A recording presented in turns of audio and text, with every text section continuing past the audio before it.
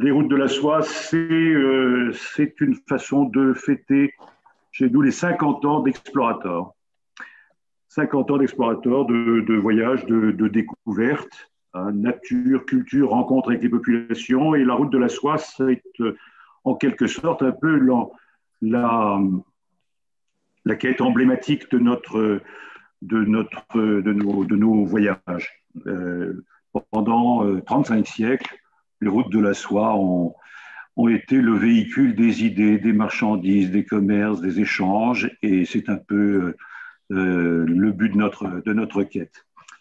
À cette occasion, donc, nous avons créé, je le dis pour mémoire, parce qu'évidemment, dans les conditions actuelles, il est hors de question d'imaginer de danser un voyage dans les mois qui suivent, mais nous avons décidé de créer un voyage de 50 jours de Siane à Istanbul, aller-retour Paris-Paris, hein, qui permettra donc de remonter l'une des nombreuses routes de la soie. Parallèlement à ce voyage, hein, qui vraisemblablement ne se tiendra pas en 2021, mais quoi qu'il arrive, il se tiendra. Et dans les mois qui suivront, la réapparition de la vie normale après que Madame la Covid aura bien voulu disparaître. Nous accompagnons ce voyage autour des routes de la soie, sur les routes de la soie, d'un cycle de conférences, de 6 conférences. Nous avons déjà eu une première conférence qui s'est tenue en janvier. Nous abordons la deuxième avec Emmanuel Véron. Le thème de cette conférence, c'est les peuples de la route de la soie, confluence des empires et mosaïque ethnique.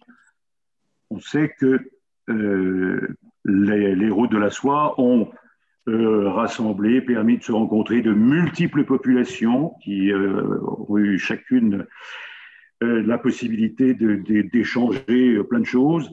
Et ce large éventail de peuples permet également de mieux comprendre les enjeux politiques de notre siècle. Car il y a une continuité historique géopolitique, et ce n'est pas tout à fait par hasard que, par exemple, le président Xi Jinping veuille ressusciter les routes de la soie dans son projet pharaonique. Et à tout cela, c'est tout ce que je viens d'évoquer rapidement, eh bien, c'est Emmanuel Véron qui va vous l'exposer.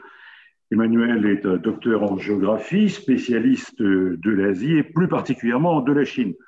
Il a enseigné la géographie et la géopolitique de la Chine à l'INALCO, ainsi que les relations internationales et la géopolitique à l'école navale. Il est également délégué général du fonds de dotation Bruce dell'Aquila. Il intervient dans diverses universités et écoles et conseille des entreprises et des institutions. Et ce n'est pas la première fois pour ce qui concerne Explorator qu'il intervient. Il a été à l'origine de quelques conférences qui se sont tenues rue Daniel Casanova, et c'est bien volontiers que nous l'accueillons et que je lui cède tout de suite la parole. Merci beaucoup Hervé. Est-ce que vous m'entendez bien? Oui, parfaitement. Ouais, c'est parfait, merci Gwen.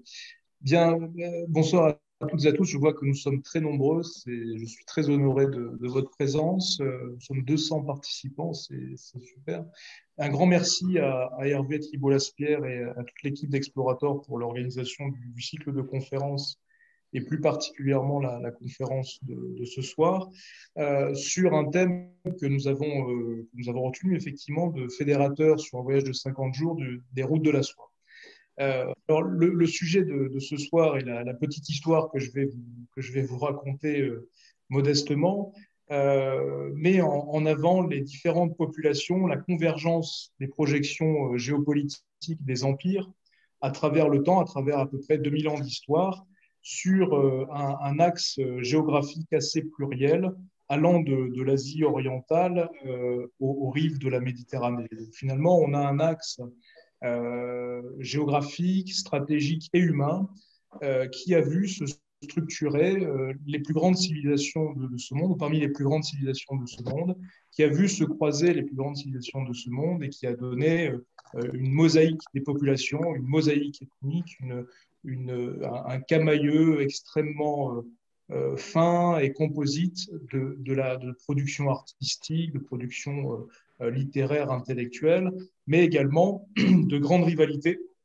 de zones test finalement, en quelques points qu'on verra et qu'on nommera des comptoirs ou des oasis sur les axes que l'on appelle des fameuses routes de la soie. Alors, quand on parle de route de la soie, naturellement, on a en mémoire la convergence des populations, le brassage des populations, le flux et le reflux des organisations politiques sur 2000 ans d'histoire.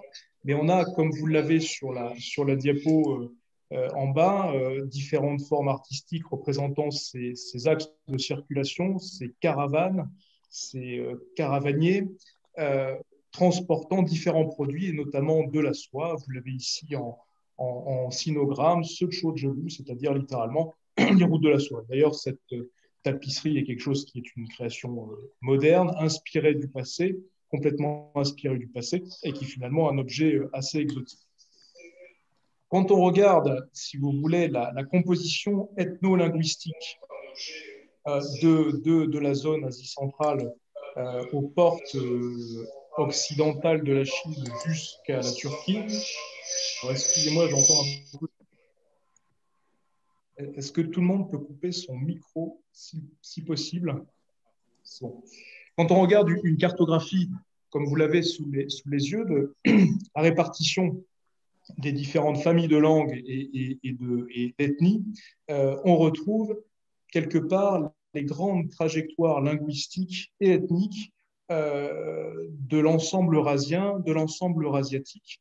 Et cette carte qui est extrêmement élaborée, et c'est pour ça que je l'ai mise dès le début de ma présentation en introduction, montre cette grande diversité, cette grande complexité, et qui est finalement une des résultantes, si vous voulez, de l'immense brassage sur au moins 2 millénaires de flux et de reflux, de brassage de population des différents empires et des différentes convergences à la fois politiques et différentes convergences de brassage de population. Quelques exemples, vous avez des groupes plutôt indiens, Punjabi, Jati, Marawi, etc., de choses comme ça, des populations turques, turcophones, des populations de trajectoire linguistique indo-européenne ou persanophone iranienne. Vous avez bien évidemment la trajectoire turco-mongole. Vous avez naturellement des populations plutôt slaves dans les groupes indo-européens.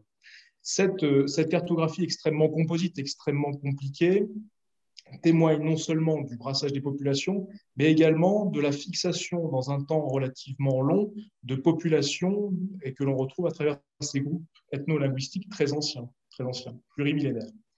Quand on revient de la géographie pure et que l'on observe les itinéraires classiques dits des fameuses routes de la soie, finalement, on est sur une géographie qui est réduite à l'essentiel, à savoir quelques points de passage. Et finalement, l'histoire des routes de la soie, l'histoire de ce brassage de populations, l'histoire de la fixation et du mélange des populations va se synthétiser autour de quelques points de passage entre la Chine, les régions arides, semi-arides, voire très arides de l'Occident chinois, l'arrivée en Asie centrale, et puis la traversée de l'Iran, l'actuel Iran, jusque dans le bassin de l'Asie mineure, entre le Tigre et l'Euphrate, jusqu'aux portes de la Méditerranée. Quelques points de passage qui vont participer, si vous voulez, à l'organisation du peuplement, et notamment de l'extrême hétérogénéité de la densité des peuplements.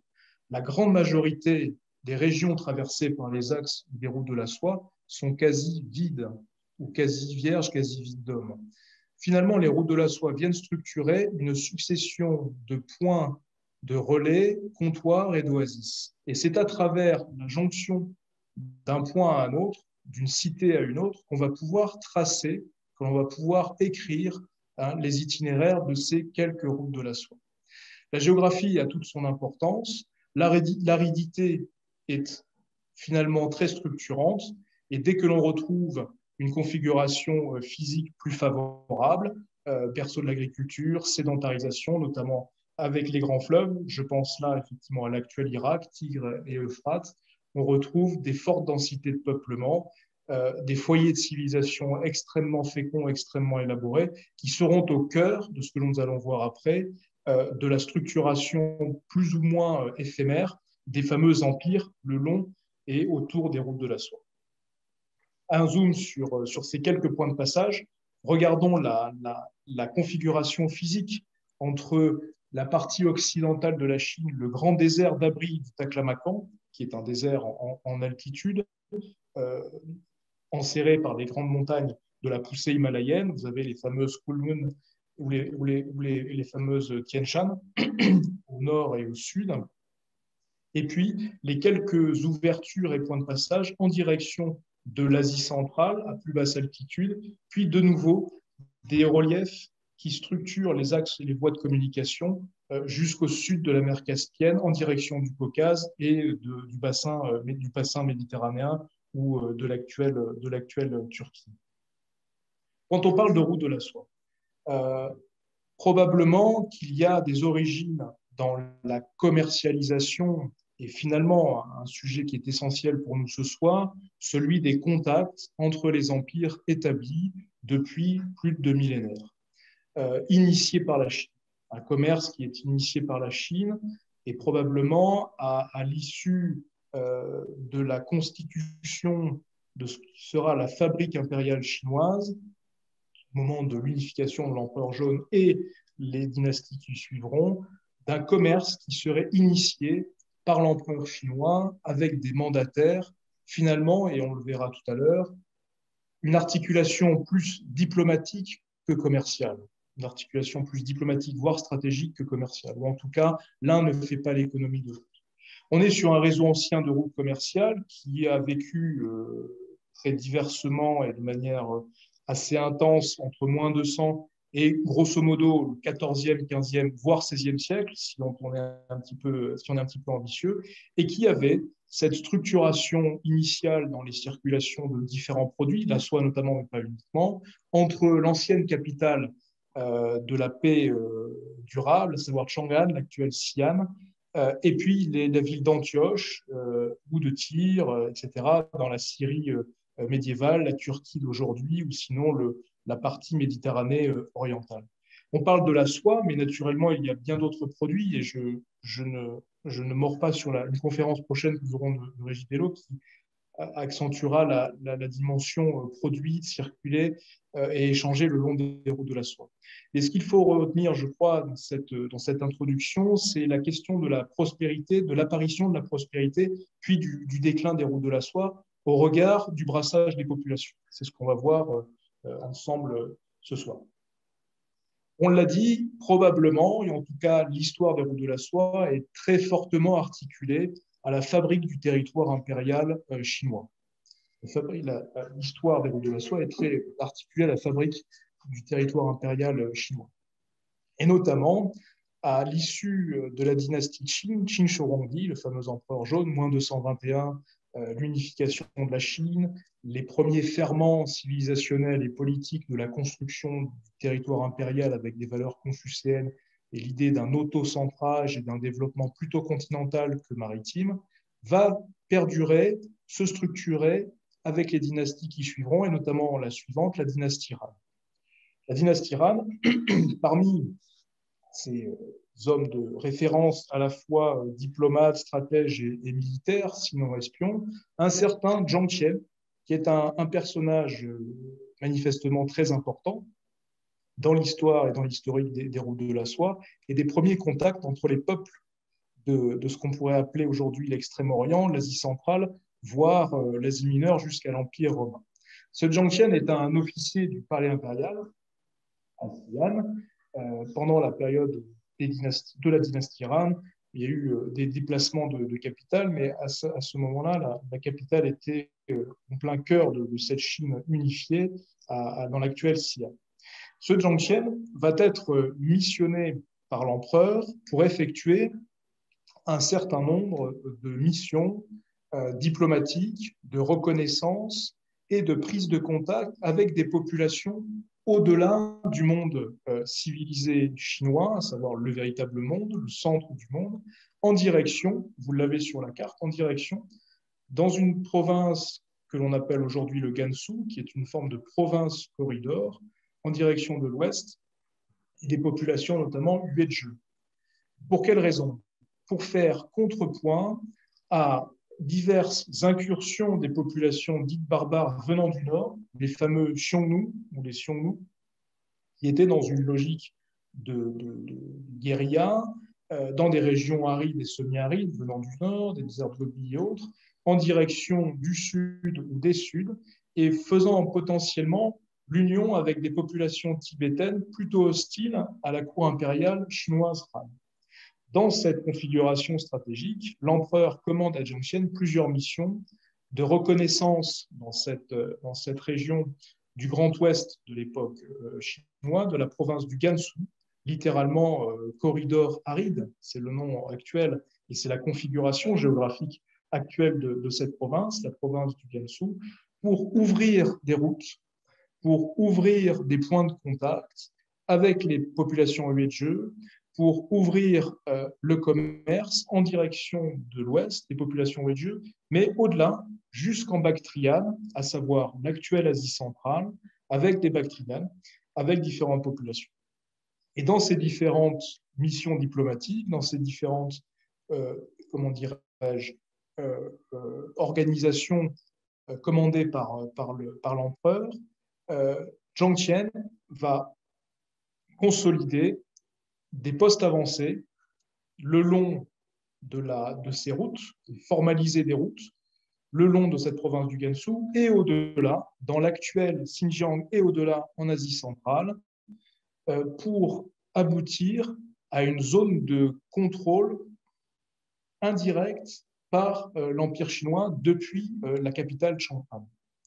Et va découvrir un certain nombre de choses, notamment des chameaux, les chameaux de Bactriane, avec deux bosses, animal original, exotique s'il en est, avec lequel on peut avoir des applications dans les espaces ruraux très ouverts, différentes de ce que l'on connaît dans une Chine qui est naturellement sédentaire, de cultivateurs et d'élevage, mais relativement peu, surtout de cultivateurs céréaliers, de forte densité déjà, vont découvrir des animaux, vont découvrir des nouvelles ressources, vont découvrir des nouveaux objets et vont pouvoir proposer comme vecteur diplomatique des objets en soie. Alors des soieries pour l'habillement, pour de la décoration, ou sinon des objets artistiques comme des sortes de cadeaux, de vecteurs diplomatiques à travers cet axe en direction du Grand Ouest, jusque en Bactriane, jusque en contact avec des Sogdiens, en contact avec des Parthes, en contact avec des Bactriens.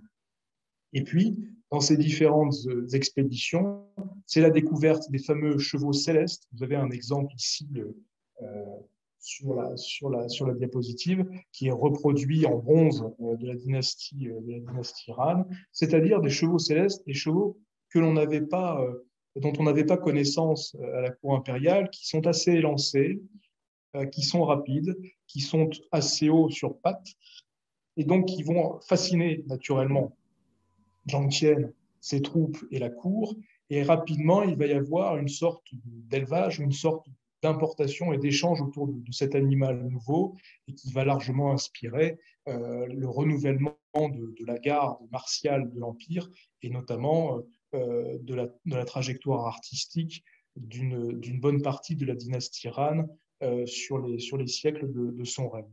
Les fameux chevaux célestes de la vallée du Fergana. Actuellement, la vallée du Fergana est en pleine Asie centrale, comme vous le savez, qui est une région de contact. Et déjà, il y a 2000 ans, un petit peu plus, cet aspect zone de passage éphémère, de transit, était poreuse aux échanges depuis la cour impériale des Sogdiens, des Parthes et des Bactriens.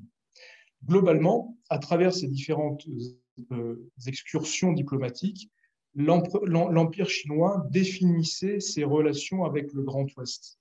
Qu'est-ce que je veux dire par là?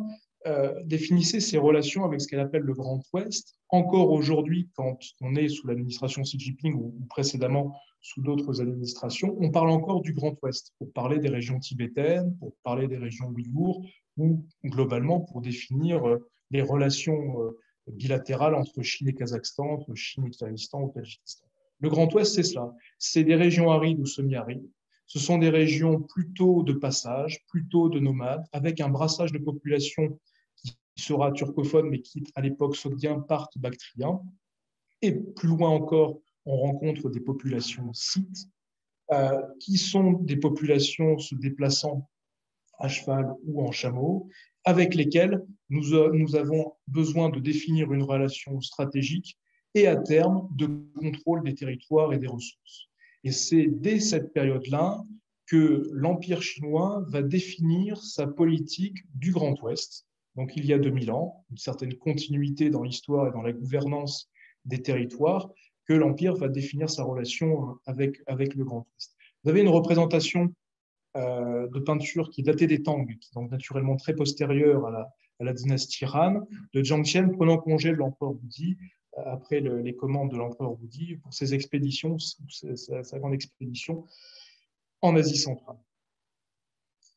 Globalement, si on résume la situation, dans la fabrique du territoire de ce qu'on va appeler les populations Han, finalement sinisées, coagulées autour des ferments de civilisation que l'on pourrait qualifier de chinois, d'une langue écrite, d'un niveau de gouvernance très auto-centré, très centralisé, plutôt sur une dimension continentale que maritime, je vais définir mon environnement politique et stratégique dans une relation avec des populations vassalisées et au-delà de ce que je connais mal ou ce que je maîtrise mal, des populations barbares, desquelles je vais me prémunir en soit faisant la guerre en construisant des postes avancés ou en construisant une frontière politique, à savoir la Grande Muraille ou la diversité des murs, des enceintes et des Grandes Murailles un petit peu partout dans le territoire impérial chinois.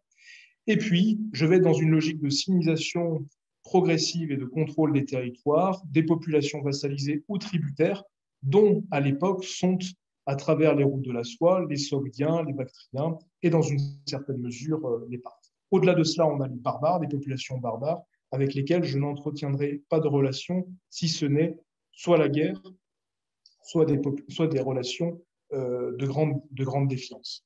Et on est à partir de cela, 2000 ans, il y a 2000 ans, un peu plus de 2000 ans, sur la définition de la fabrique du territoire, sur la définition, à travers ce prise de contact des populations, sur la définition de ce que sera le fait civilisationnel chinois en relation avec son territoire. En relation avec son territoire. Et quand je franchis la partie Asie centrale et que je me concentre non plus sur ce que l'on appellerait aujourd'hui l'Asie orientale, mais que je regarde plus exactement l'Asie centrale et la partie moyenne orientale, je regarde dans ces mêmes époques ou un petit peu avant, des conquêtes impériales là aussi, plus ou moins éphémères, avec un flux et reflux de structuration d'empire. Ici, un exemple, l'Empire achéménide, à savoir, si vous voulez, de Cyrus à Darius, les ferments d'un empire qui sera constitutif de grands monuments, piliers centraux des civilisations et du monde, notamment à Babylone, notamment à Suse, notamment Persépolis, où l'objet est de mettre en place un système administratif qui serait celui d'un empire-monde dans lequel on retrouve les ferments de Persépolis, de l'Iran, de la Perse. Vous avez ici un exemple de bas-relief avec les fameux corps d'élite de l'armée perse, des immortels, que l'on retrouve sur cette grande trajectoire civilisationnelle de bâtisseurs. L'empire s'étend de l'actuelle Turquie, de la Thrace, jusque aux confins de ce qu'on a évoqué tout à l'heure, des Bactrianes, aux confins des Gandharas, que l'on évoquera tout à l'heure, finalement, des points de contact à ce qui sera plus tard l'empire chinois des Han. Et puis, j'avance un petit peu dans l'histoire, avec là aussi un exemple typique d'un empire-monde très éphémère, mais qui a été constitutif du brassage des populations, y compris dans la trajectoire intellectuelle et linguistique, naturellement celui d'Alexandre le Grand et de ses percées, de ses poussées jusqu'en Asie du Sud, jusqu'en Asie centrale et jusqu'aux portes jusqu'aux portes de la Chine impériale. Alors, vous avez ici un tissage de laine de facture hellénique qui a été retrouvé au Xinjiang, qui atteste, si vous voulez, naturellement des points de contact et de ces espaces qui étaient des espaces intermédiaires, qui sont actuellement la Chine de l'Ouest à travers la région du Xinjiang, dont on parle beaucoup pour la population ouïghour, mais y compris au-delà de l'actuel territoire du Xinjiang, l'actuel Kazakhstan, voire Ouzbékistan, où on a eu une diffusion à la fois des arts, une diffusion des modalités de représentation humaine et artistique sur différents supports, soit de tissage, soit de sculpture, soit y compris de pièces de monnaie ou autres, qui sont des trajectoires complètement helléniques. Donc c'est tout à fait significatif, si vous voulez, de ces zones de passage et de contact et de brassage de part et d'autre de ces axes structurant les quelques routes, soit pour faire la guerre, soit pour faire le commerce. Et puis, je regarde, je change d'échelle et je zoome sur un autre foyer de civilisation. Si on regarde notre forme de superposition des cartes et de points d'ancrage dans la fabrique des territoires et dans la fabrique des fameuses routes, ce qui viendra des routes de la soie, de la formalisation des routes de la soie, vous avez l'exemplarité d'Alexandrie, d'Égypte, carrefour des routes commerciales, parce que, naturellement, ouverture sur la Méditerranée, mais y compris avec des possibilités de points de passage jusqu'en mer Rouge pour la navigation et le cabotage à travers la mer Rouge, puis aux portes de Bab el-Mandeb, ouverture en fonction des vents vers l'océan Indien, et par quasi-cabotage, en tout cas en fonction des vents en direction de l'Inde, de l'Asie du Sud, voire d'une partie de l'Afrique de l'Est. Et puis par la route, naturellement, on retrouve les villes dont on a parlé tout à l'heure, Palmyre, Antioche, Tyr, qui font cette partie orientale de la Méditerranée comme point de contact plus occidental des routes de la soie de cette époque. Quand on regarde un instantané au 1er siècle, au milieu du 1er siècle, les trois principales routes de la soie que nous retrouvons, donc les trois principales routes de la soie partant de l'Empire Han à travers au sud du Taklamakan, au nord du Taklamakan, et puis après les quelques routes qui se diffusent et qui se divisent dans la partie Kushan, dans la partie bactriane, jusqu'en Asie mineure. Un mot sur l'Empire Kushan et ce brassage de population.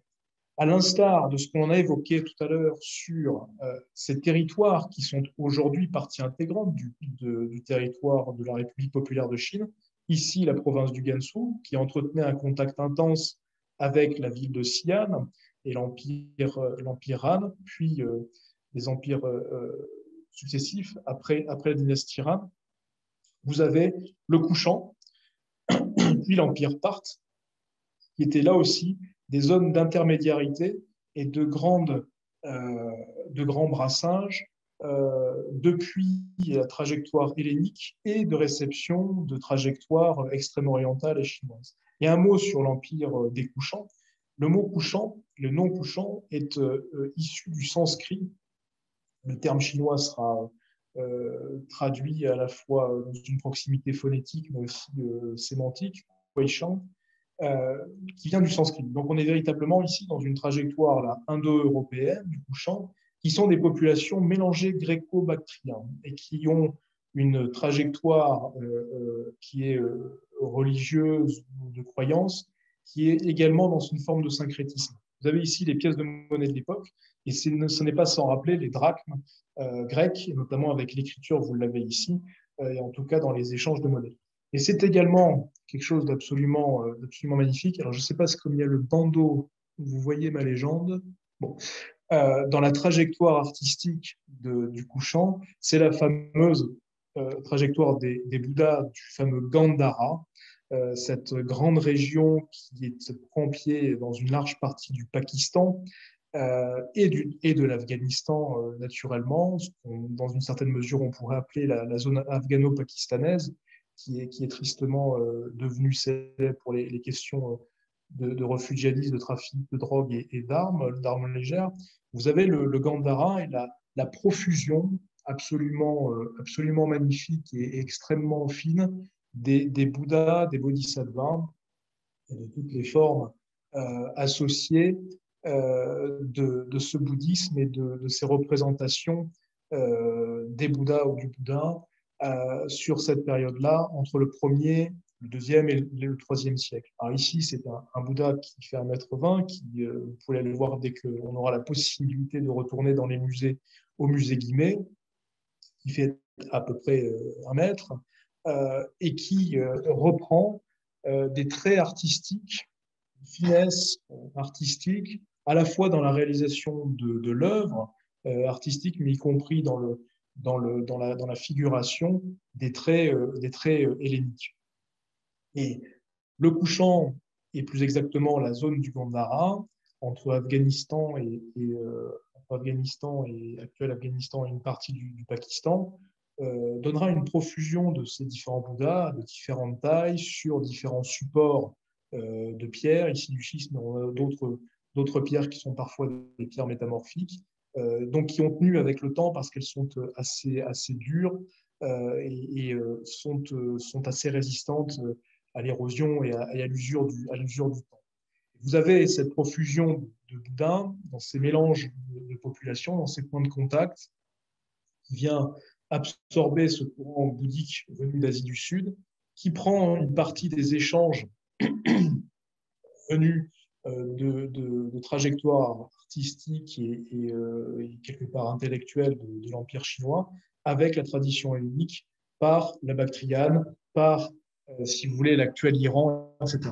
On est véritablement sur la réalisation de ce type d'objet et de culte voué dans une large partie où l'agriculture s'était sédentarisée progressivement, toujours dans des logiques de points de contact avec des caravanes passant, et donc un brassage ethno-linguistique particulièrement important.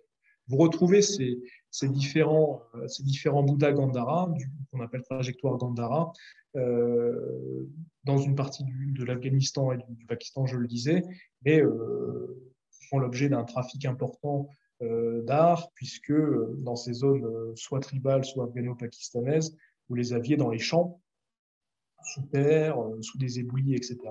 Et vous aviez, selon les saisons, en fonction de la défluviation et du débordement des cours d'eau ou de phénomènes météo assez extrêmes, des sols qui sont dégagés. Et donc, vous avez parfois affleurant certains visages de Bouddha Gandhara, des draperies de Bouddha Gandhara qui apparaissent. Si on regarde sur la trajectoire plutôt occidentale de ces fragments de route de la soie, l'instantané ici des routes de la soie au IIe siècle, et dans le mélange des populations, un mot sur l'Empire parthe, l'Empire romain au début du IIe siècle, vous avez là aussi la circulation de ces produits. On atteste ici une soierie provenant d'un site archéologique immense, Mahong Twei, de soieries chinoises, vendues comme objet, là aussi, je le disais tout à l'heure, de vecteurs de diplomatie à travers les empires, à travers les empires parthes, à travers l'empire couchant, en direction de l'empire romain, jusqu'à ce que les soies et les soieries soient jugées trop décadentes, ou en tout cas pas suffisamment adaptées pour être rejetées, et connaîtront l'issue de la trajectoire de la commercialisation de la soie en direction de l'Empire romain à cette époque-là, avec une forme de fermeture et de rejet de ce produit-là dans l'Empire romain. Mais toujours est-il que, ne serait-ce que l'image de la soie, d'autres produits circulent, et dans la fabrique des empires plus ou moins éphémères, les zones de contact et les points de passage sur ces quelques grandes routes ne vont jamais faiblir. Arrive un temps de l'histoire important dans les flux et reflux de la fabrique des empires structurés par ces axes de communication que sont les routes de la soie, l'islamisation depuis la péninsule arabique et de diffusion en direction de la Méditerranée, rive sud, rive nord, et puis en direction de ce qu'on appellerait le Grand Moyen-Orient et l'Asie centrale et la Chine. Jusqu'ici, un exemple assez fort qui était un point de contact historique entre les empires chinois, couchants, bactriens, jusqu'à l'Empire romain, et du Khorasan, j'en dirai un mot tout à l'heure, la fameuse bataille de Talas en 751, des troupes musulmanes contre les troupes chinoises qui avaient le soutien de populations locales jusqu'à un certain temps, que ces populations se sont retournées et ont donc vaincu les troupes chinoises qui ont eu un reflux et qui se sont à partir de là, dans une logique de contact avec ce grand Occident chinois, cette partie Asie centrale de la Chine, va connaître un reflux, période Tang, et va se replier et va avoir une dimension très, comment dirais-je, non seulement de défiance, mais de protection vis-à-vis de la percée et de l'islamisation depuis l'Asie centrale et finalement depuis l'Asie mineure et les foyers que seront Bagdad ou Kerbala en direction de la Chine. Ce qui n'empêche, une première forme et vague d'islamisation de population le long de ces routes de la soie, de quelques caravaniers, de quelques commerçants, jusqu'au cœur, dès cette époque, jusqu'au cœur de l'empire chinois Tang, qui eux-mêmes se diffuseront et seront des commerçants dans l'empire, jusqu'en Corée, jusqu'au Japon, jusque dans la partie méridionale de l'empire chinois, jusqu'à l'actuel Vietnam ou une partie large de l'Asie du Sud-Est, à travers des populations Hui, musulmanes, mais y compris des populations non Hui qui sont actuellement Han, mais islamisées, mais y compris des populations non Han, qui sont des populations plutôt turcophones, notamment ouïghours, mais pas uniquement, qui vont durablement s'installer et être en articulation avec l'Empire chinois, qu'il soit Tang ou plus tard, qu'il soit Song, Ming, etc. Un mot rapidement dans cette partie intermédiaire. Au moment de la fin des Sassanides avant l'islamisation, le Khorasan. Le Khorasan est notamment l'empire sassanide avec un certain prêtre zoroastrien Sassan qui se réclame des Perses et qui souhaite, dans une certaine mesure, un rétablissement impérial de ce que l'on a connu tout à l'heure avec les Achéménides, finalement l'empire perse de la longue durée.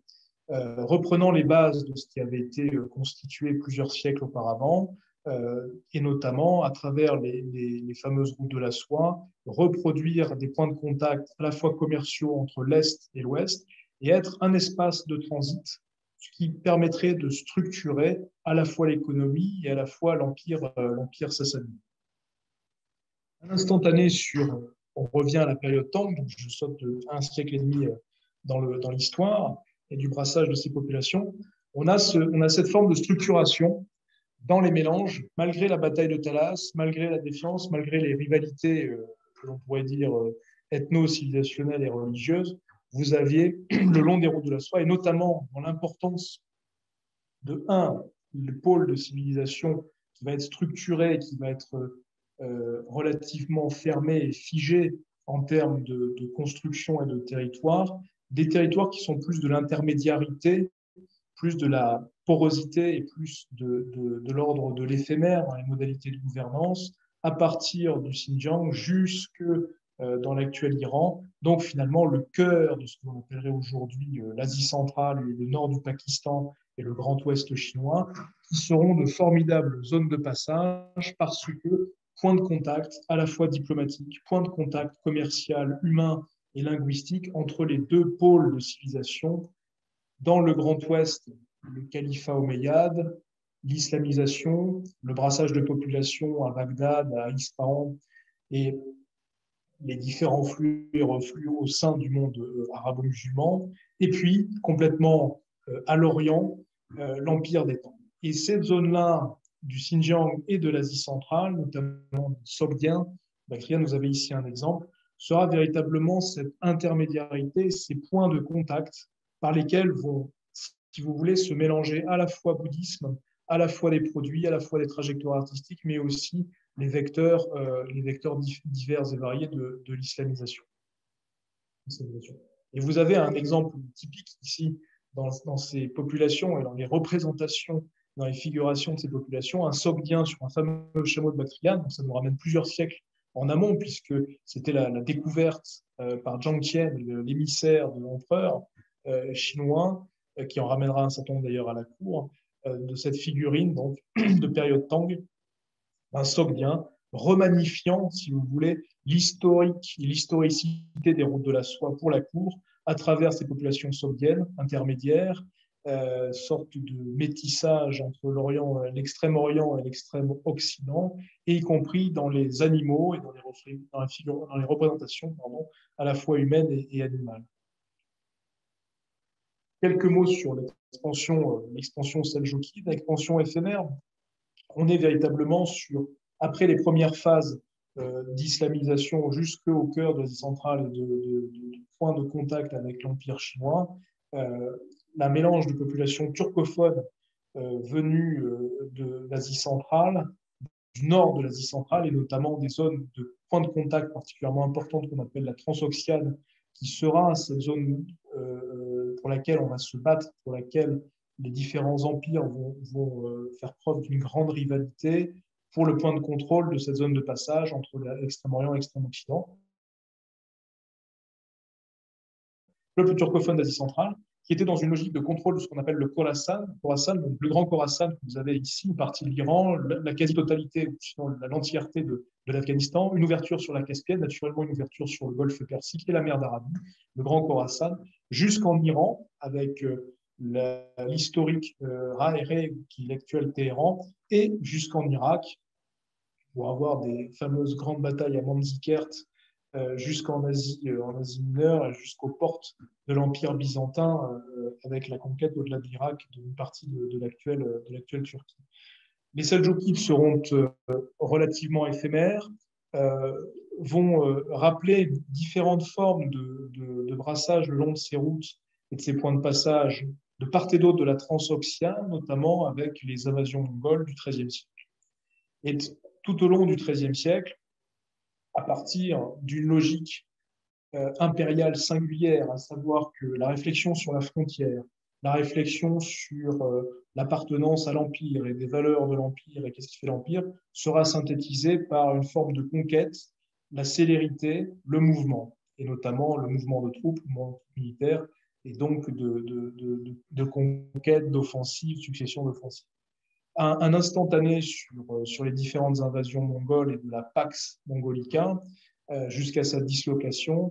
Globalement, c'est une histoire d'un siècle ou un siècle et demi, naturellement avec Gengis Khan, avec Kubilai Khan, qui vont régner pendant un siècle sur la totalité de l'empire chinois, qui prendra le nom alors de la dynastie des Yuan, de la Mongolie-Karakorum jusqu'aux frontières du Vietnam, mais également pour la partie occidentale, sur la totalité de l'Asie centrale, de la Transoxiane que nous évoquions tout à l'heure, du Khorasan jusqu'aux portes de l'Europe, jusque dans une partie médiane ou orientale de l'Europe, et des espaces de très faible densité, de steppes et de basse altitude, notamment le canal de la Horde d'Or, mais au-delà, une partie de la Russie, de l'actuelle Ukraine. Dans cette logique de conquête systématique, qui était le ferment stratégique structurant pour l'empire ou les empires mongols, le commerce n'en était pas moins réduit, reprenant naturellement les comptoirs historiques de plus de 1000 ans maintenant, établis à travers la Transoxiane, l'Iran et la partie irakienne de ces routes-là, mais sera mis entre parenthèses par rapport aux conquêtes militaires, par rapport aux différentes offensives militaires. La chose ne dure pas, un siècle, je le disais, un siècle et demi, et la dislocation de cet empire, de cette Pax Mongolica, fera suite à l'offensive de Tamerlan, qui est quelqu'un qui est issu d'une population turco-mongole, et donc lui-même, si vous voulez, dans son identité, dans son projet politique et impérial, sera le produit de l'histoire à la fois mongole et des offensives turcophones dans la zone Asie centrale, dans la zone occidentale de la Chine et d'une partie de l'empire mongol. Tamerlan, à partir de Samarcande, actuelle partie de la Transoxiane, c'est-à-dire de l'Ouzbékistan, va effectuer un certain nombre de conquêtes et d'expéditions pour régner là aussi de manière relativement éphémère. C'était issu du règne de Tamerlan, pas grand-chose émerge. En plus de quoi, on est sur une transformation géopolitique majeure qui vont donner une forme de déclin progressif à la fois à la structuration des routes de la soie telles qu'on le connaissait depuis l'Empire chinois jusqu'aux rives de la Méditerranée, de la circulation et de l'échange des produits, et dans une certaine mesure du brassage des populations, parce que trop de guerres, aridité, difficultés climatiques, mais aussi et surtout, et c'est un grand tournant dans la structuration des peuplements, dans la structuration du brassage des populations et des empires structurés sur les routes de la soie, des empires occidentaux et de la navigation. Et vous avez ici un planisphère qui fait suite au tout début du XVIe siècle et qui correspond manifestement à la fin de l'âge d'or des fameuses routes de la soie et de la structuration démographique de ces routes de la soie, planisphère de Cantino, où on est sur les grandes découvertes, on est sur une nouvelle architecture navale, et on est sur des grandes découvertes à la fois de nouvelles terres, de nouvelles mers, et une maîtrise du territoire qui est tout à fait nouvelle. Empire portugais, empire espagnol, partage du monde, de part et d'autre de la ligne de Tordesillas côté Amérique, découverte et expédition sur le pourtour africain jusqu'en Asie, non plus essentiellement parce que l'on va appeler les fameuses routes de la soie, mais de plus en plus parce que l'on va nommer la route des épices ou la route des parfums, par le cabotage, par la structuration d'un côté portugais des comptoirs et des colonies espagnoles pour échanger des produits avec notamment un recentrage sur l'actuelle Inde, l'Empire moghol, mais pas uniquement, mais aussi avec la cour chinoise à travers l'Asie du Sud-Est jusqu'à Macao et la percée des jésuites et l'implantation durable jésuite en Asie orientale jusqu'au Japon, avec la cour impériale chinoise qui sera Ming, puis qui sera Qing, à savoir dynastie mandchoue après. Et donc, on va avoir progressivement un abandon de la pratique de la route de la soie, de ces axes comme étant structurants dans le déploiement et dans la rivalité entre les empires, mais y compris dans le brassage des populations. Il y aura des grands mouvements de population le long des littoraux, en direction et des déplacements de population en direction de ces points, de ces ports, de ces comptoirs, et ce qui amènera une nouvelle dynamique dans le brassage des populations qui jusqu'alors étaient très concentrées sur les comptoirs intérieurs, sur ces ports intérieurs, si vous voulez, des routes de la soie, de Kashgar, de Bukhara, de Samarcande jusqu'à Bagdad, en passant par Ispahan ou Téhéran, vers Bandar Abbas, vers le sud du Pakistan, des populations qui vont migrer, qui vont s'installer durablement sur les littoraux indiens, etc., etc. Et donc, on va avoir cette bascule à la fois stratégique et géopolitique de routes essentiellement terrestres, des axes essentiellement terrestres des fameuses routes de la soie, avec les grandes découvertes, avec le développement des routes maritimes et commerciales entre l'Europe et l'Asie par l'Afrique, de la littoralisation de la démographie, déplacement des populations sur les littoraux, et finalement une mise entre parenthèses des axes des routes de la soie historiques comme on les a connus, et donc des brassages de populations.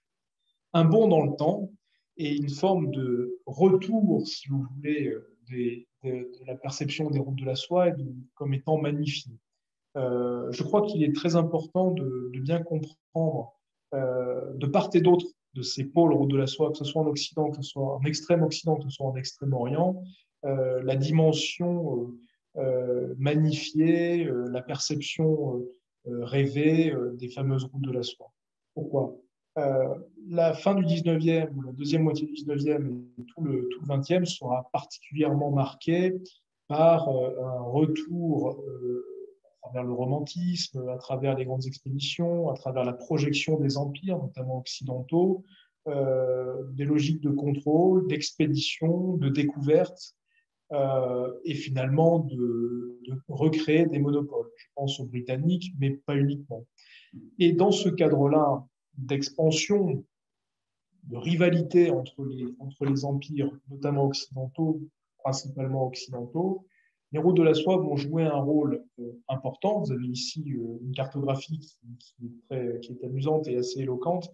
Expédition fin des années 20 de Georges Marriart et Audouin Dubreuil de Citroën, dans le centre de l'Asie, qui reprend naturellement les axes dessinés des routes de la soie depuis 2000 ans, pour rejoindre la Chine, pour rejoindre l'Extrême-Orient, qu'il soit chinois ou indo-chinois. Il en va de même aujourd'hui, côté extrême-oriental chinois, dans la redéfinition des fameuses routes de la soie et de faire revivre, de réalimenter ou de réinjecter un sens humain, économique, commercial, financier et politique dans les fameuses routes de la soie. C'est exactement le projet de Xi Jinping depuis son inauguration, en tout cas son lancement à l'université Nazarbayev au Kazakhstan en 2013. Et puis après, des fameuses routes de la soie maritime, finalement la route des parfums, la route des épices, à Jakarta, là aussi en 2013 en Indonésie. Et donc on va avoir, si vous voulez, aujourd'hui, dans des temps modernes, plus dans les temps contemporains, sinon précontemporains, si vous voulez, ce retour de l'histoire, ce retour du récit magnifié des fameuses routes de la soie et de la dimension mythique qui accompagne ces fameuses routes de la soie. Alors, quelques mots pour conclure sur le brassage, sur le mélange de ces populations. Je crois que puissamment le 19e siècle et le 20e siècle, autant que notre premier quart de 21e, fait des routes de la soie, et en tout cas des territoires traversés par ces axes commerciaux, historiques, d'échange de produits, de soie, mais pas que, de tous les produits, fruits, vins, produits d'habillement, objets d'application ou objets transformés, de minéraux, lapis-lazuli d'Afghanistan, etc., font puissamment le cœur d'un monde qui ne dit pas son nom, à savoir de projection de puissance et de convoitise des empires. Et c'est notamment cette logique de flux et de reflux des empires dans ce cœur du monde qui ne dit pas son nom. C'est la trajectoire du fameux grand jeu de la fin du 19e jusqu'à une bonne partie du 20e et dans une certaine mesure largement encore aujourd'hui. C'est clairement, depuis le 19e, la zone de contact, de rivalité, d'influence des différents empires, qu'ils soient occidentaux, russes, chinois ou des empires, j'allais dire, autochtones locaux, des royaumes, des tribus, des territoires organisés localement. Et puis la dislocation des empires occidentaux et la période de la guerre froide, autrement dit la décolonisation, la perte d'influence de l'Empire britannique, l'Empire français, la disparition progressive des zones d'influence privilégiées de ces nations dans la zone, va céder la place dans la guerre froide à un affrontement américain et soviétique qui va geler dans une certaine mesure les brassages de population, mais qui va aussi polariser différents types de dynamiques démographiques et de dynamiques de peuplement. D'un côté, dans une logique soviétique, avec les républiques ex-soviétiques jusqu'après 91 et toutes les populations qui bougeront, soit en Iran, soit en direction de Moscou, soit dans les migrations internationales extra-régionales. Regardons les routes aujourd'hui qu'empruntent un certain nombre de populations qui migrent depuis le Pakistan, l'Asie du Sud, l'Afghanistan, en direction de l'Europe, qui réempruntent naturellement ces axes qui ont au moins 2000 ans. Et puis, c'est naturellement, vous l'avez ici, une photo du général Dostum qui est en Afghanistan avec en toile de fond le commandant Massoud, le fameux commandant Massoud, qui lui est un ouzbek d'Afghanistan, qui est un chef de guerre et en fait qui est à la tête d'une armée dans la partie nord de l'Afghanistan, en bordure de l'Ouzbékistan, et qui avait rallié les troupes de Massoud dans la guerre soviéto-afghane des années 80, et qui continue aujourd'hui d'être un chef de guerre, en plus d'avoir des activités de contrôle de matières premières, et d'être vice-président d'Afghanistan jusqu'à l'année dernière, entre 2014, si je ne dis pas de bêtises, et jusqu'en 2020, général Dostum. Donc, qui est largement l'incarnation, si vous voulez, de ce point de contact qui est aujourd'hui l'Afghanistan, à l'image plus largement de la zone Asie centrale, entre les empires, de rivalité entre les empires, et de ce que l'on peut faire comment dirais-je, de plus élaboré, de plus esthétique de Palmyre à ce que l'on peut faire entre guillemets de plus horrible aujourd'hui dans ce XXIe siècle à Daesh. Un dernier point, un dernier mot, et je vais conclure là-dessus, des fameuses nouvelles routes de la soie, le projet chinois de Xi Jinping. Il est évident qu'il y a dans cette logique de déploiement géoéconomique et géopolitique des routes de la soie initiée par le Parti communiste chinois, une tentative de reprendre pied dans une zone de convoitise, dans une zone de brassage intense, qui sera extrêmement difficile, et au regard de l'histoire rapide que j'ai évoquée, bataille de Talas, difficulté des émissaires chinois dans une zone qui est difficilement contrôlable, qui est lointaine, qui est aride, qui est quasi vide, et qui fait l'objet de toutes les subversions possibles, d'y prendre pied. Donc les fameuses routes de la soie sont d'abord et avant tout un vocable pour parler de zones d'influence, de rivalité des empires et finalement d'axes structurants qui traversent des zones vides, des zones plus ou moins peuplées et de points de contact entre des pôles de civilisation opposés. Je m'arrête, je vois je m'arrête là, je réponds volontiers à toutes vos questions en espérant que vous avez bien pu m'entendre tout au long de ces quelques propos, et je vous remercie beaucoup par avance pour vos différentes questions. Merci. Merci à vous pour cet exposé captivant. Alors, du coup, on va pouvoir poser toutes nos questions. Je commence à relayer les premières qui arrivent. Donc, ces routes de la soie vont amener un brassage important au plan religieux, linguistique et diplomatique. Oui. Alors, attendez, Gwen. Oui, les routes de la soie ont apporté un brassage important, linguistique, démographique, linguistique et diplomatique. Oui, attendez, c'est une question ou c'est... Oui, c'est une question. Oui, absolument. Alors, oui, merci beaucoup pour la question. Je ne sais pas qui a posé, mais vous êtes très nombreux. Donc. Merci. Oui, naturellement, c'est accompagné le long de ces routes depuis 2000 ans. C'est ce qu'on a essayé de montrer à travers que ce soit les Bouddhas Gandhara, que ce soit les brassages de population et les mélanges ethno-linguistiques qui cohabitent et qui, certains sont diffus, d'autres sont installés durablement dans le temps, notamment c'est toutes les populations et langues de trajectoire indo-européenne. C'est évident que sur ces axes, que sont d'abord et avant tout des axes soit de passage d'invasion et de conquête militaire ou des axes commerciaux, on est sur des vecteurs, artistiques, on est sur des vecteurs religieux. Et quand on regarde par exemple le Gandhara, qui mélange à la fois des traditions grecques, helléniques et des traditions bouddhiques, c'est là un syncrétisme qui est extrêmement éloquent. C'est qu'un exemple. Il en va de même avec les conquêtes différentes et l'islamisation de toute la zone, de toute la région, depuis la péninsule arabique jusqu'en Chine, à travers l'actuel Iran, à travers l'actuel Afghanistan, Turkménistan, la Transoxiane, une partie de l'Ouzbékistan, à travers le Fergana, la vallée du Fergana, jusqu'au Kazakhstan et l'ouverture au Xinjiang. Il en va de même, c'est-à-dire qu'on a plusieurs courants religieux avec les différentes minorités, sunnites et chiites, le long de ces routes, organisées dans les fonds de vallée et dans toute la géographie de la zone. Voilà. Alors, la question suivante. Les nouvelles routes de la soie font-elles envisager un retournement des puissances mondiales en mettant en avant les pays de l'Asie centrale avec la Chine? Oui, merci. Je crois que j'ai fait, c'est un clin d'œil de terminer le cœur de cette histoire sur l'Afghanistan, qui est finalement un des cœurs ou une des centralités dans un espace qui a du mal à trouver une centralité. Hein. Quand on est une périphérie, c'est l'oxymore absolu de trouver de la centralité. Je crois que la centralité des difficultés de résolution à la fois de gouvernance et de conflit est synthétisée dans l'Afghanistan. Et il y avait un dicton classique qui disait « tous les empires meurent et se défont avec l'Afghanistan », en faisant la guerre en Afghanistan, en faisant la guerre à l'Afghanistan. Regardez les Britanniques, compliqué, impossible, la fameuse trajectoire du grand jeu et de la rivalité avec les Soviétiques. Regardez la période la guerre soviétique entre 1979 et en gros 1991. Enfin, les troupes soviétiques sont sorties en 1989.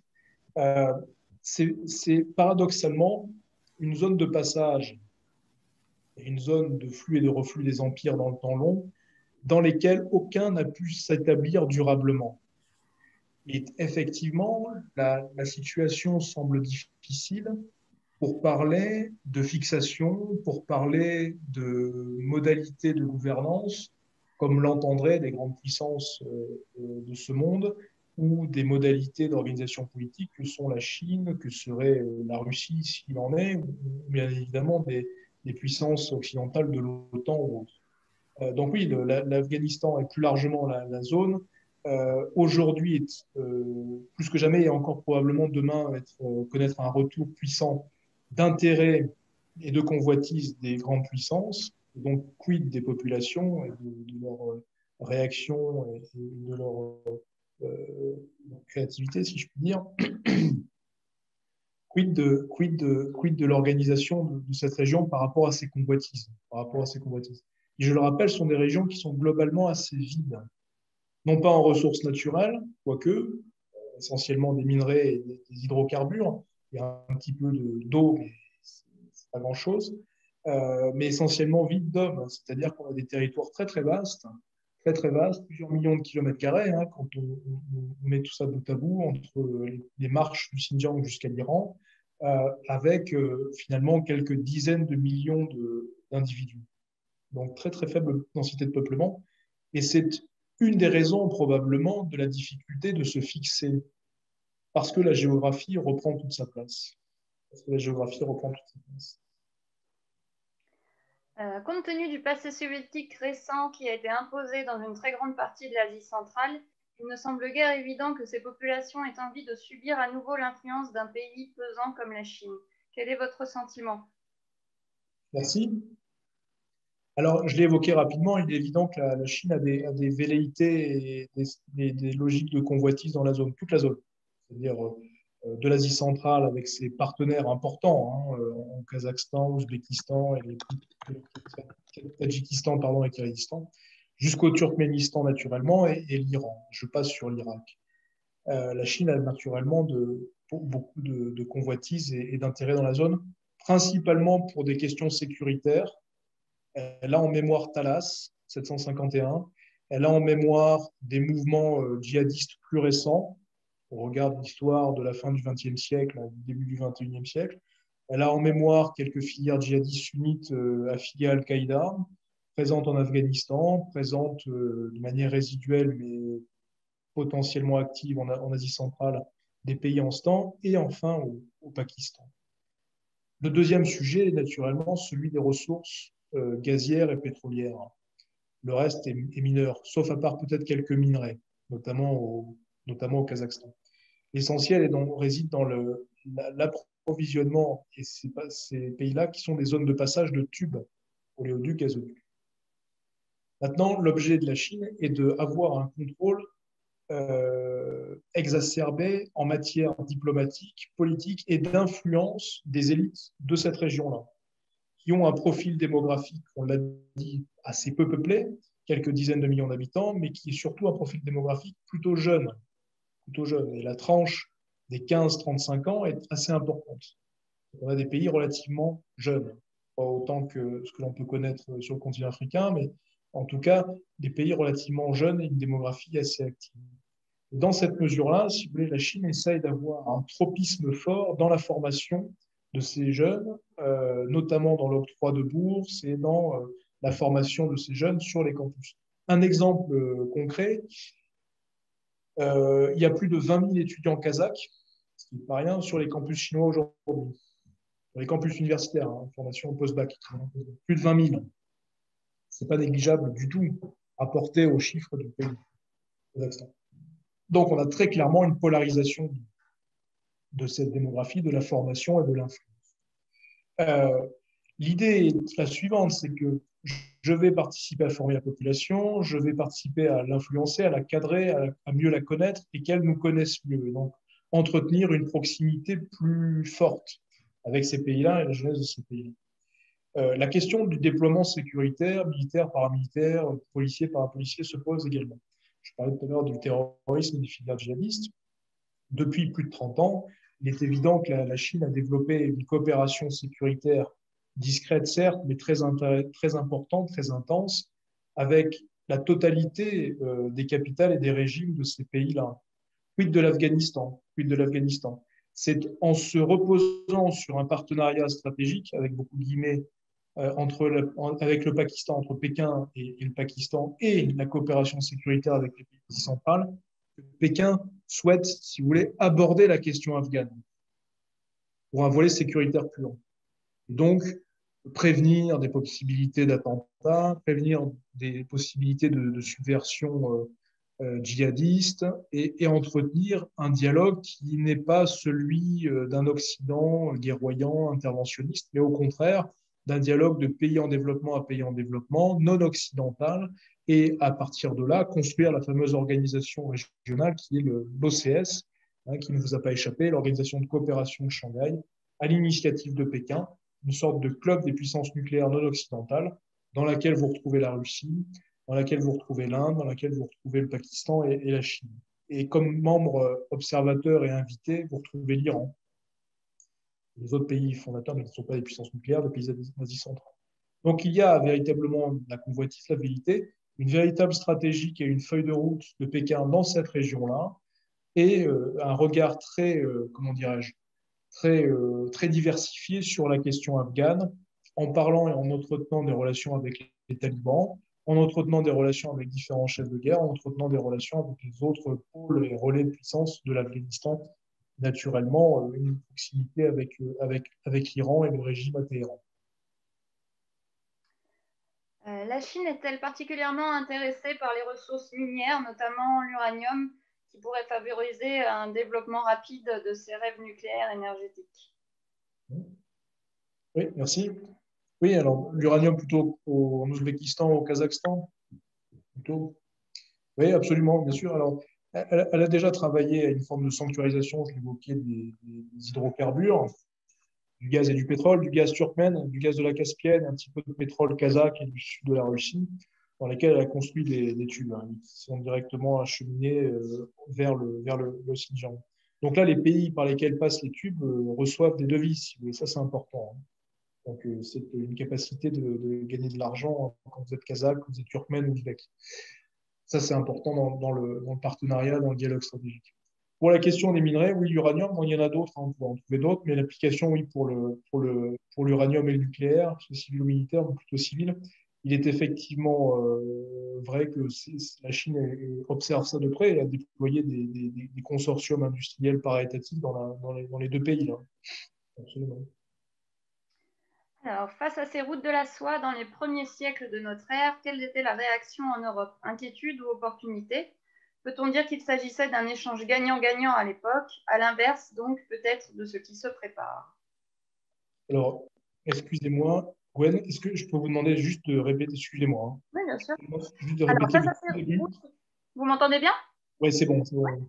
Face à ces routes de la soie dans les premiers siècles de notre ère, quelle était la réaction en Europe? Inquiétude ou opportunité? Peut-on dire qu'il s'agissait d'un échange gagnant-gagnant à l'époque? À l'inverse, donc, peut-être de ce qui se prépare. Ouais. Merci. Ouais, c'est bien. Excusez-moi. Oui, alors je n'y étais pas. Vous savez, non, l'issue des relations avec l'Empire romain, parce que c'est avéré qu'on a des traces archéologiques de cela, on a des écrits y compris, et que ça apparaît dans des monographies historiques côté Empire chinois, notamment sous les Han et comment dirais-je, les contributions historiques d'un certain historien qui est extrêmement important et célèbre en Chine, qui s'appelle Sima Qian, qui a fait, si vous voulez, la compilation historique des siècles qui précédaient la vie et l'œuvre de cet historien chinois. Donc l'empereur jaune, etc. Et puis les premières relations avec l'extrême Occident, donc de la Bactriane, mais jusqu'à l'Empire romain. Et on parlait déjà à cette époque-là donc de la commercialisation de la soie, mais probablement que dès les débuts, cet objet était perçu comme un peu trop exotique, si je puis dire, et peut-être même voire décadent, en tout cas était décrit comme tel à la fin des relations commerciales autour de cet objet avec l'Empire romain. Et on était d'ores et déjà dans un partenariat commercial qui était déséquilibré, ce qui est assez rigolo au regard de l'histoire d'aujourd'hui.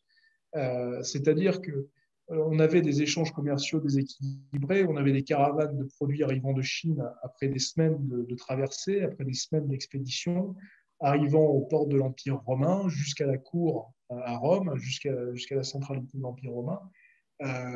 Et puis, les caravanes repartaient quasi vides parce que finalement, la Chine n'a pas véritablement changé en 2000 ans. Ils ne consommaient pas fondamentalement des produits qui venaient de l'extérieur parce que non-habitude, méfiance ou non-intérêt, typiquement sur ces types de produits. L'intérêt, et c'est pour ça que j'évoquais que l'idée des routes de la soie comme axe commercial n'est absolument pas à décorréler d'une relation stratégique entretenue ou souhaitée dans une logique de renseignement par la cour impériale chinoise. En gros, c'est, si vous voulez, Zhang Qian, qui sera le personnage le plus manifeste de ce début d'histoire, est missionné précisément pour prendre note, prendre acte et contact avec ces populations, ce qu'ils font, comment ils s'habillent, qu'est-ce qu'ils disent, qu'est-ce qu'ils font, comment ils pensent, qu'est-ce qu'ils mangent, comment ils se commercialisent, etc., etc. Et donc, la soie là-dedans était d'abord et avant tout, je pense, un vecteur diplomatique, un vecteur stratégique, plus qu'une fin en soi, sans faire de jeu de mots, dans une réalité commerciale. Donc oui, on peut dire que les relations étaient déjà au 1er, au 2e siècle déséquilibrées en matière commerciale, et on était davantage sur un premier point de contact entre des extrêmes, à la fois en modalité de gouvernance, de réalisation de l'empire, de fondamentaux des empires, entre Rome et Siam, entre Rome et Siam. Alors, je vais vous poser deux questions qui sont un peu plus ou moins liées. Merci pour... non, quel est l'impact de la persécution des Ouïghours par la Chine sur les interactions avec les pays à dominance musulmane de cette région du monde? Et la seconde question, comment la politique intérieure chinoise autoritaire au Tibet et au Xinjiang est-elle perçue par ses voisins que la Chine tente de séduire?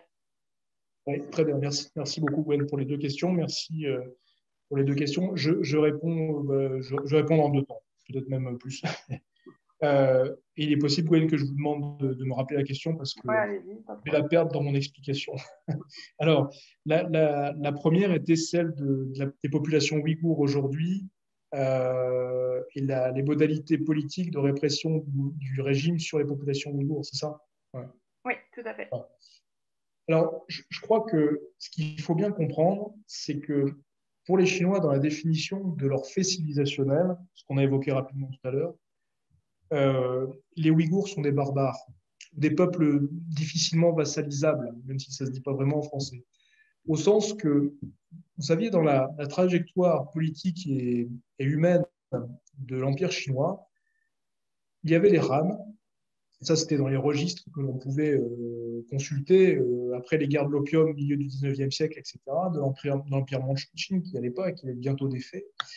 Il y avait les Han, le monde civilisé dans lesquels les Mandchous se sont absorbés et ont adapté leur contexte culturel, mais tout ça restait chinois, centralisé, sédentaire, peuplé, etc.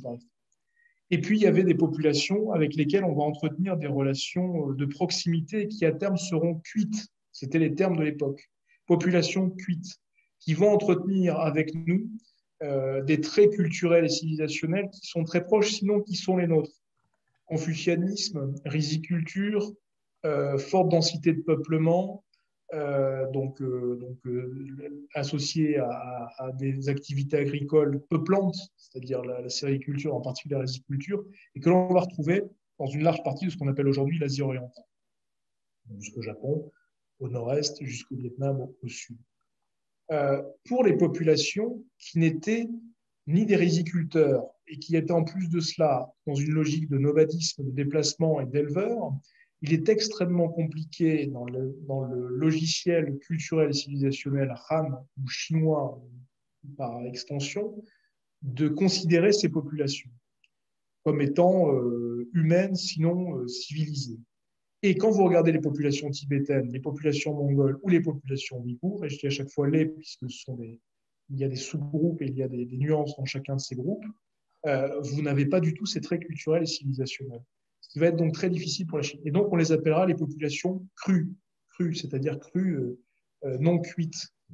Et à partir de là, l'Empire va avoir toutes les difficultés, des formes de défiance, de méfiance, etc., dans leurs relations et dans leur intégration au sein de l'Empire chinois, au sein du territoire chinois.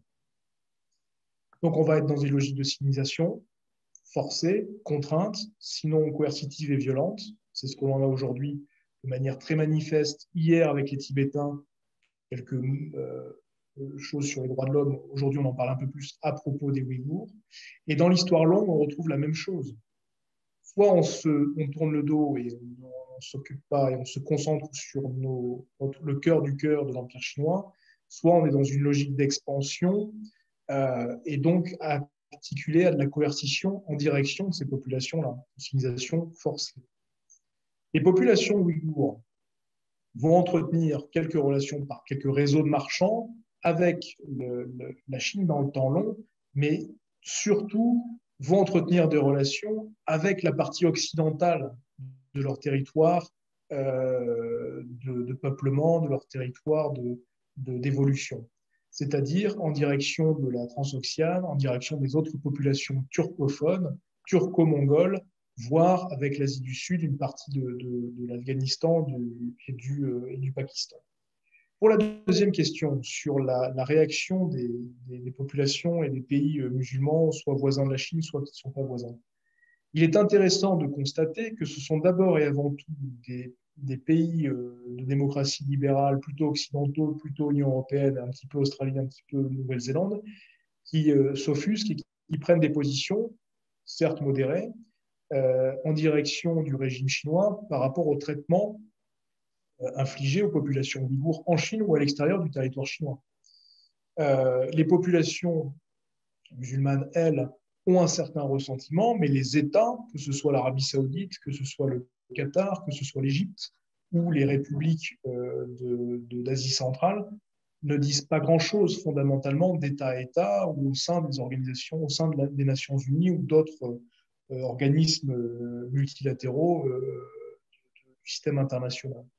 Par contre, à une échelle inférieure, à une échelle plus, comment dirais-je, par le bas, il y a de plus en plus, et c'est structuré depuis au moins 2 décennies, une forme de ressentiment à l'égard de la Chine et du régime chinois qui va nourrir certains courants de filières djihadistes en Asie centrale, qui va nourrir certaines filières de djihadistes ouïghours quittant le territoire chinois, réfugiés au Pakistan, réfugiés en Afghanistan, réfugiés maintenant moins, mais en Ouzbékistan ou au Tadjikistan. Dans cette mesure-là, il y a eu une articulation relativement forte avec l'État islamique entre 2013, 2014 et aujourd'hui, même si l'État islamique est non pas complètement défait, mais réduit par rapport à sa période de pleine expansion d'il y a quelques années maintenant. Il y a eu plusieurs départs de populations ouïghours du territoire chinois en direction des zones de combat, en direction de Raqqa ou autre, en direction des zones de combat entre l'Irak et la Syrie. Il y a eu des populations ouïghours extraterritoriales au territoire chinois, au Kazakhstan, au Tadjikistan, qui ont rejoint les rangs djihadistes de l'État islamique dans ces années-là. Mais il y a aussi, dans la rivalité État islamique Al-Qaïda, des rangs de djihadistes ouïghours ayant, par le passé, il y a 10 ans, 15 ans, 20 ans, rejoint les groupes Al-Qaïda. Et certains ont combattu en Afghanistan, certains ont combattu et ont rejoint les différentes filières d'Al-Qaïda, que ce soit Al-Qaïda en Asie centrale, que ce soit Al-Qaïda en Asie du Sud-Est, ou même Al-Qaïda au Moyen-Orient, jusque dans la péninsule arabique.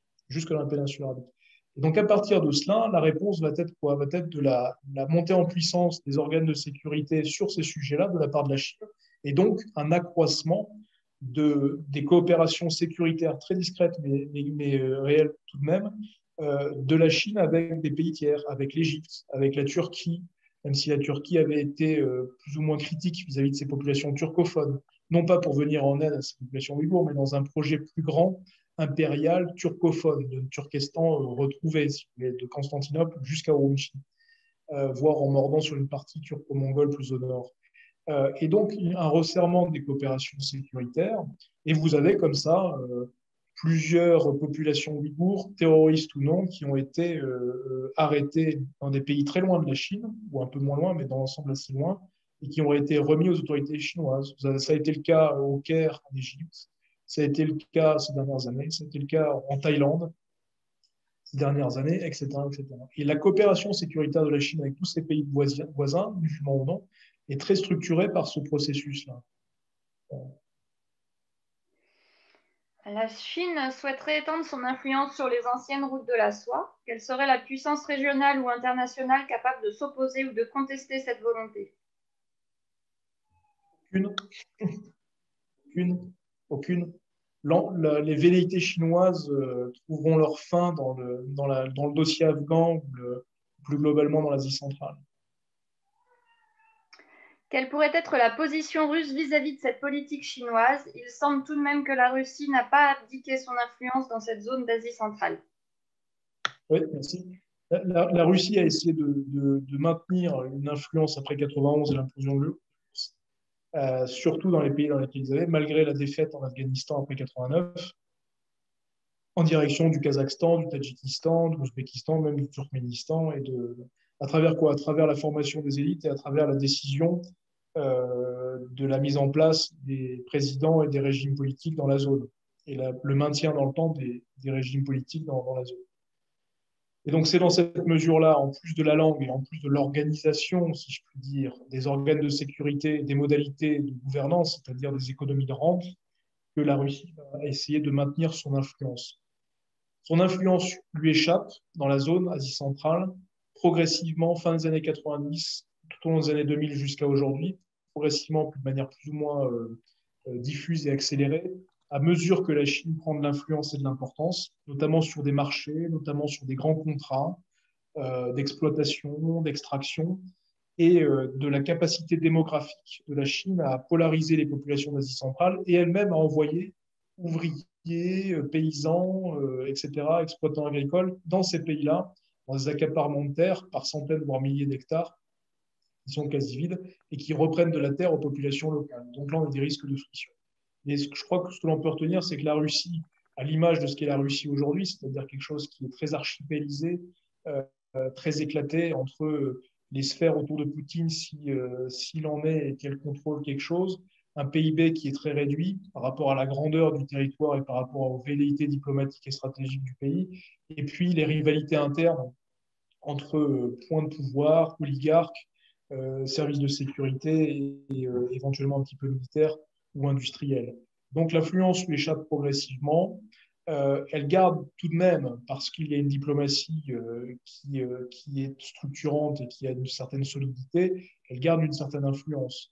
Mais progressivement, l'influence lui est retirée par la puissance chinoise et ça c'est un flux géographique assez nouveau finalement, de l'Asie du Sud en direction de ces anciennes routes de la soie. C'est-à-dire qu'aujourd'hui, vous avez un dialogue qui est installé et qui va donner probablement des choses très intéressantes dans les décennies à venir, au moins la décennie à venir, entre l'Asie centrale, l'Afghanistan, l'Iran et l'Inde, entre l'Asie centrale, l'Afghanistan, l'Iran et le Pakistan. Hein. Et donc, on retrouve ce qu'on évoquait à la fin de ce propos de ce soir, une forme de convoitise et de rivalité des ex-empires ou des nouveaux empires, si je puis dire, ou en tout cas des nouveaux pôles de puissance régionaux ou extra-régionaux sur ces territoires quasi vides. Voilà. Les oléoducs sont-ils les nouvelles routes de la soie? Dans une certaine mesure, ouais, absolument. Oui, c'est une sorte de route de la soie. Sauf que sur des oléoducs, vous ne faites pas courir des chameaux. Voilà. Non, naturellement, la trajectoire et le tracé des gazoducs et oléoducs depuis 20 ans dans la zone, il y en a partout, hein, enterrés ou non enterrés. Ça dépend. La plupart du temps, ils ne sont pas forcément enterrés. Hein, c'est le problème de pérennité des matériels. Et puis, la plupart sont construits. C'est-à-dire qu'aujourd'hui, il ne va pas y avoir véritablement de nouveaux tracés, de nouveaux oléoducs. Sont dans une certaine mesure ces routes de la soie de la fin du XXe siècle et de ce début du XXIe siècle. Quid de l'après-pétrole et donc, dans une certaine mesure, de la géopolitique de la région. On prend une dernière question, Gwen? Oui. La Chine porte-t-elle... Ah, pardon, ça a bougé. La Chine porte-t-elle plus d'intérêt aux routes terrestres de la soie ou aux routes maritimes du collier de perles? Ouais, merci beaucoup pour cette dernière question. Je crois que quand Xi Jinping lance son idée de nouvelle route de la soie pour revitaliser une soi-disant histoire qui est multimillénaire et qui est à l'initiative de la Chine, il y était pensé que les routes terrestres pourraient redevenir demain des axes structurants de la mondialisation. Sauf que très rapidement après, Xi Jinping fait le même discours en changeant les mots et en disant que finalement les routes maritimes sont et seront les axes structurants de la mondialisation. Quelques chiffres rapidement. Les routes maritimes, c'est 80 à 90% du commerce mondial. C'est même plus proche de 90, voire au-dessus, que 80%. Les routes terrestres par le train, sinon par les camions. Le train, c'est pratiquement rien. C'est surtout par camion. Finalement, ça coûte moins cher et c'est plus rapide et plus mobile. C'est que quelques pourcents, 3, 4, 5%, peut-être plus pour certains pays, mais donc bien évidemment qui seraient enclavés et qui n'aient pas de bordure maritime. Et puis le reste, quelques pourcentages à peine, qui sont vraiment mineurs, quelques fret aériens. Donc l'essentiel est par la mer. Et c'est ce qui a fait d'ailleurs la mondialisation, la conteneurisation de ces 40 dernières années, ou ces 20 ou 30 dernières années, ce qui est une accélération dans le temps par rapport à ce qui se faisait avec les Portugais et les Espagnols au XVe siècle, XVIe siècle surtout, par la route des parfums, par la route des épices. Donc, il y a eu probablement une vision stratégique de la part de la Chine de renouer du contact et de revitaliser des routes terrestres. Mais tactiquement, c'est une erreur, stratégiquement, c'est une erreur. C'est-à-dire que ou alors c'est un écran de fumée. Et donc, fondamentalement, les routes de la soie terrestre à travers cette Asie centrale jusqu'en Iran ne sont pas le vecteur principal. L'essentiel résidera dans l'armature portuaire, l'armature littorale. Par contre, au vu des ressources et au vu des enjeux sécuritaires et politiques, ces zones des anciennes routes terrestres restent cruciales. Donc, on a cette forme d'ambivalence. Mais attention à ce que l'on utilise comme terme en termes de transport terrestre, transport maritime. Voilà. Merci beaucoup. On Merci. va arrêter là les questions. Merci à tous. Merci beaucoup, Gwen, pour faire Merci beaucoup. On va se permettre de vous envoyer un questionnaire de satisfaction dans les heures qui suivent. Si vous voulez bien prendre le temps d'y répondre, ça ne dure que quelques minutes et puis c'est important pour nous pour qu'on progresse toujours. Si vous le souhaitez, vous pouvez également nous demander le programme détaillé de notre cinquantenaire, donc, qui, je le rappelle, est consacré aux routes de la soie. Chose très importante, la prochaine conférence sur les routes de la soie qui aura lieu le lundi 15 mars à 18h30, donc même heure, mais pas même jour, avec Arnaud Bertrand et qui aura pour thème Naissance d'un impérialisme chinois. Donc voilà, vous recevrez, comme pour cette conférence, un emailing et il suffira de vous inscrire pour recevoir le lien de connexion. Voilà. Eh bien, écoutez, merci à tous d'avoir participé. Merci Emmanuel Véron. Merci beaucoup. Vraiment, merci à vous, merci à tous, merci à tous les explorateurs. Merci, bonne soirée. Merci beaucoup. Merci beaucoup, bonsoir.